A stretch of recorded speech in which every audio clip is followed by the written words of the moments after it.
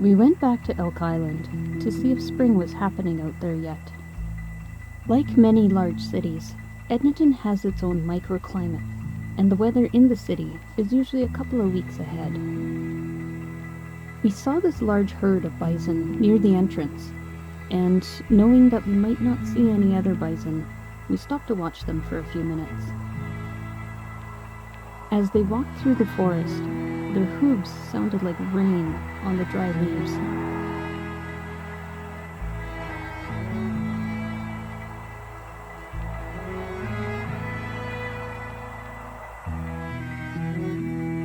Our luck continued, and we saw these two bulls grazing. It was interesting to see the power dynamic between the two. The bigger bull barely had to move to shift his smaller companion out of the way so that he could get at the tasty-looking grass.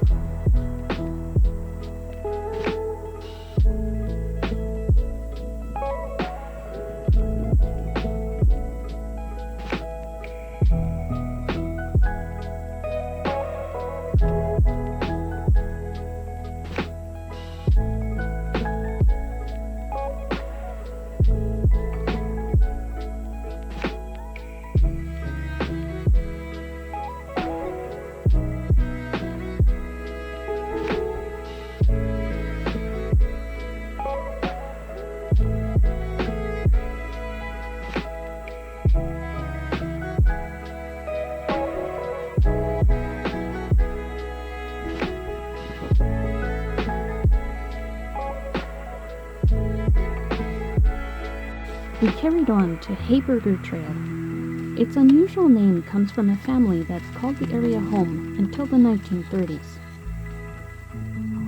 I gathered my hiking poles and we paused to look at the sign. Alright, so we're gonna do the Hayburger Trail. 11k, bring it easy. At the beginning of the trail was a bowl-shaped depression. That makes life easier. So bison will come and roll around in this. Have a dust bath. This looks a little muddy right now though.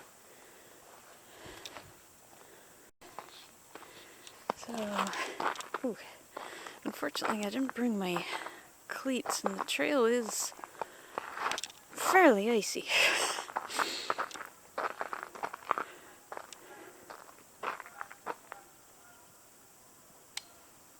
Hear geese off in the distance over in that way.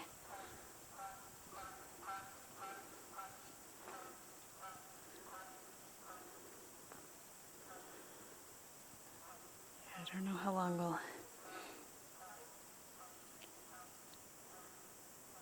be able to go on this, but we'll see. The trail passes through some boggy areas and is good habitat for a wide variety of wildlife. We found a small beaver pond covered with a thin sheet of ice, which muted the reflections on the dark surface. I think I see a bald eagle. Bald eagle. Top of that tree over there? Way Yeah. beyond? Yeah, where those geese just flew by. Ducks. It just landed up there. So I just used the binoculars just to confirm, but there are two bald eagles. So one is perched right there, and then the other one is just soared out over to the top of that tree, way out in the distance. You'll have to take my word on this one. The eagles were much too far for my camera to get any good footage. I am working on getting a camera with a better zoom.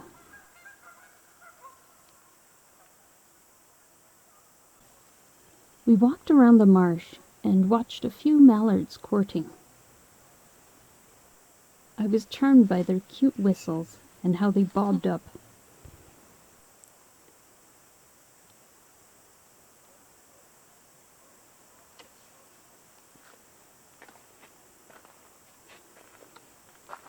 I heard a couple of ravens making some interesting vocalizations. As soon as they start filming, they always stop.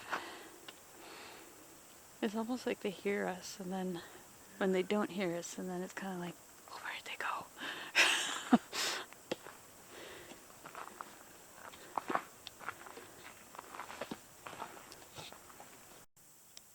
The forest was still pretty quiet, and winter had not released its icy grip. Eventually, we decided to turn around, as it was taking too long to navigate the snow and ice.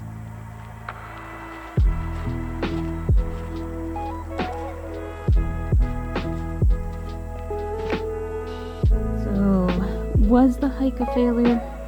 Well, it was nice to get out and to see the eagles, and the mallards courting.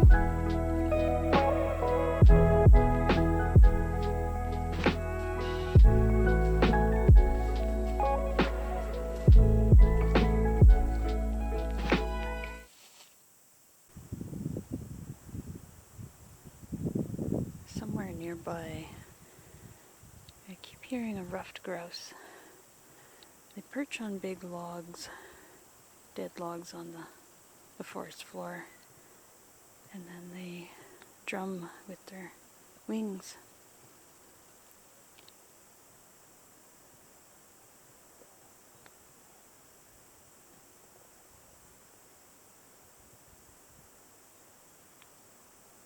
I haven't spotted him. He's out there somewhere. We stopped at the beaver dam again, as the views of the reflections in the icy water were too good to miss. And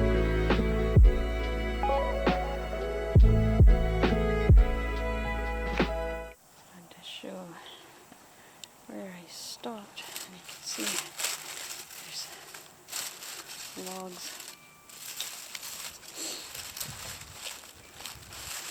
through this. In the grass, I spotted a couple of strawberries that had started to turn green. You can see the fuzzy hairs that help trap the warmth to keep the stems from freezing.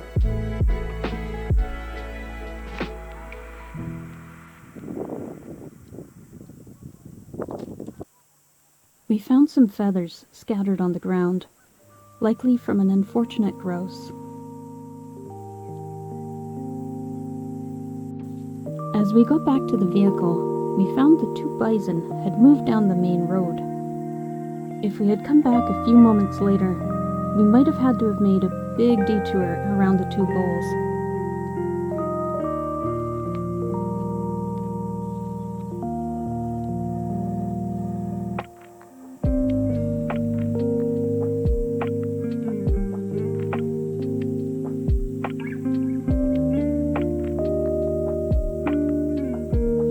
Unsatisfied with the walk so far, we went to another trail that had a lookout over a marsh. I wanted to see more waterfowl.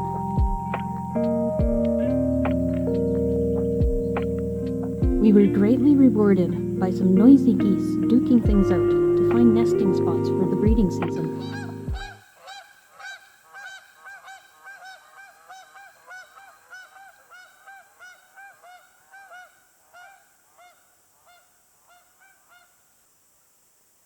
The large beaver lodge in the middle would be a perfect spot for a nest, as it's hard for predators to reach and you can see in all directions. This couple had their wings full with the almost constant goose intruders, who also had their eyes on the location.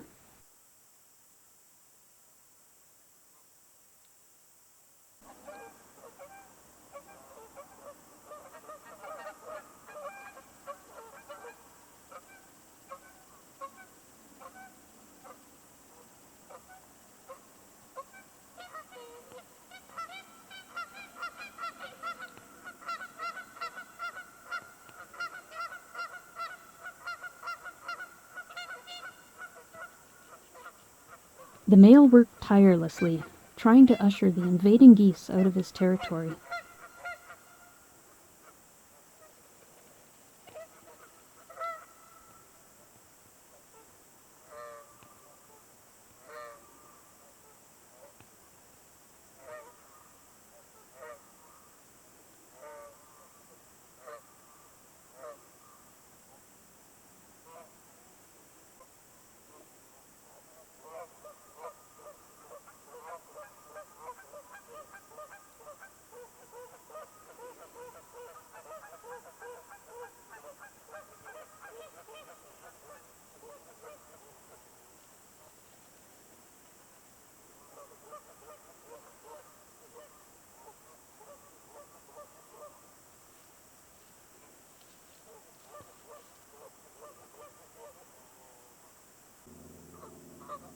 Some other geese were also working on establishing territories in the rest of the marshy pond.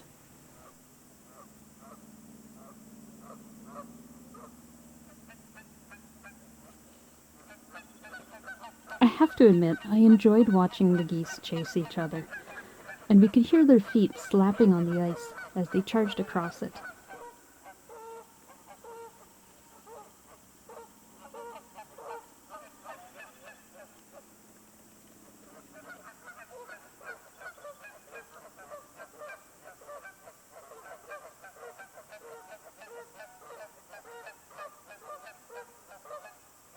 I'd like to return and see the geese nesting. You can help support and encourage me to keep creating these videos by watching and help the algorithm out a little, just by clicking on one of my suggested videos on the side. Comments and likes are always greatly appreciated.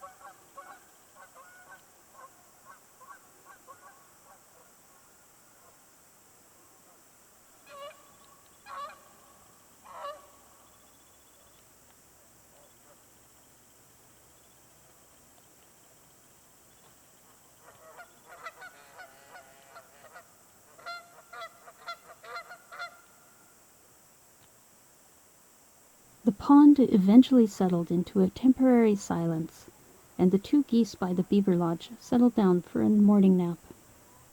As always, thanks for watching. I appreciate everyone's time spent and hope to see you again. And of course, every trek to Elk Island always has some poop.